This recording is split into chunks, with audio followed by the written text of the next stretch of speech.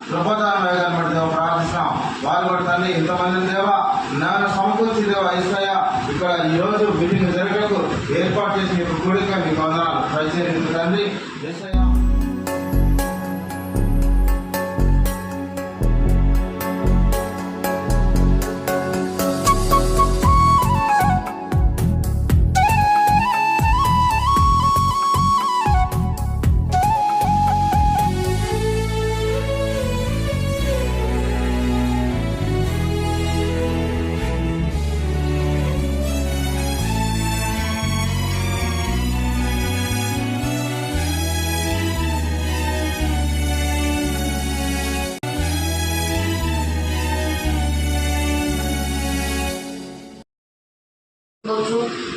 నాయకులందరూ తెలిసి ఉండొచ్చు, కానీ నేను తీర్పు చెప్పేటప్పుడు పోయిన దినము నేను లీడర్ను, రాష్ట్ర స్థాయి లీడర్ను అంటే ఆయన కన్సిడర్ చేస్తాడా?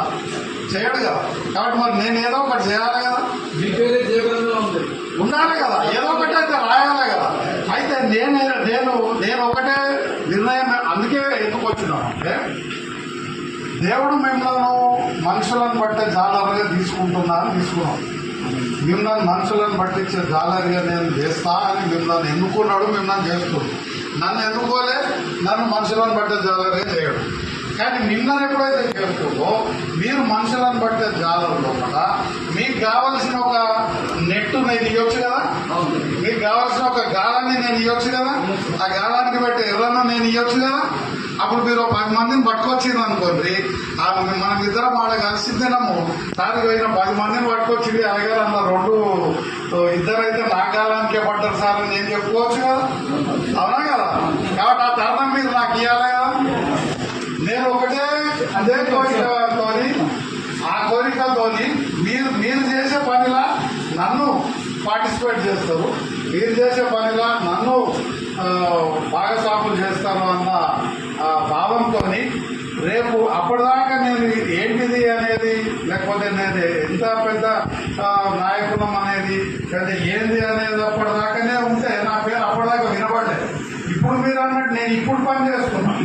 ఇప్పుడు నేను వచ్చినాక ఇప్పుడు స్టార్ట్ కావచ్చు పేరు రాయబడితే, పరిచారకంగా రాయని, లేకపోతే ఇంకేదో మీకు సహాయకంగా రాయని, ఏదన్నా రాయాలి. ఇప్పుడు రాస్తేనే మీరు దేవుడు కూడా రాసాడు. ఇప్పుడు నేను ఇప్పుడు 63 సంవత్సరాలు, దాదాపు 58 సంవత్సరాల దాకా నేను ఈ ఫీల్డ్లో లేను. 56 సంవత్సరాల దాకా అనుకోండి, 56, 57 సంవత్సరాల దాకా నేను ఎప్పుడు అయ్యగారులతో మాట్లాడలేదు, లేకపోతే ఎప్పుడు చర్చలలో మాట్లాడలేదు, లేదా ఎప్పుడు నేను సాక్ష్యాలు చెప్పలేదు, నాకేం తెలియదు. 60 ఏళ్ళు కానీ క్రైస్తవులే చర్చి పోయేది, ఆ టెంక కూర్చునేది, అయ్యగారు చెప్పేది వినేది, ఆయన వచ్చి ప్రభుత్వ భోజనం తీసుకునేది, వెళ్ళిపోయేది. కొంతమంది మన పని. ఇక తర్వాత వాళ్ళకు టైస్తో పోయి అన్నీ మా భార్య కడతా ఉంటే పైసలు ఏది మన సభ్యులతో రుసుము కట్టాలి, దశభాగం కట్టాలి, అవన్నీ కట్టుకుంటుండే మన మెంబర్షిప్ నడుస్తుండే. అట్లనే ఇక మనకు ఉన్నది 57 ఏళ్ళ దాకా, అంతే. ఇప్పుడు 63 ఏళ్ళు అంటే ఈ 6 ఏళ్లలోనే నేను అయ్యగారులతో మాట్లాడినా, లేకపోతే చర్చలలోకి వచ్చినా, చర్చలలో మాట్లాడినా, దేవుని కార్యక్రమం గురించి మాట్లాడుతున్నది ఈ 6 సంవత్సరాలు మాత్రమే. అప్పటిదాకా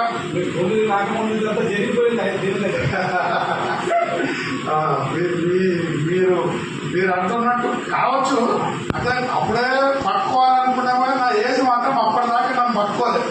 అప్పటికే మనం ఇలా గెట్ రావడం జరిగింది. కాబట్టి దాంతో మేము మీరు చేసి నేను మిమ్మల్ని ప్రోత్సహించాలన్న ఒక్క సంకల్పం పెట్టుకొని వాళ్ళకి ఎటువంటి అవసరాలు ఉంటే అవి చేద్దామన్నా అనే దాని మీద ఒక్కొక్కరు తెలుసుకుంటూ వస్తూ వీటి దాకా వచ్చినాం. నేను నిజానికి మొన్న మీ మున్గోడ ఎలక్షన్ అయినప్పుడు కూడా నేను ఇక్కడికి వచ్చిన. ఈ మరి కూడా చౌరస్తుంది కదా, అక్కడ లెఫ్ట్ సైడ్ అటు సైడ్ ఒక బిల్డింగ్ ఉంది చూడండి, పలాది అలానే ఉన్నాను. 2 రోజులు ఉన్నాయి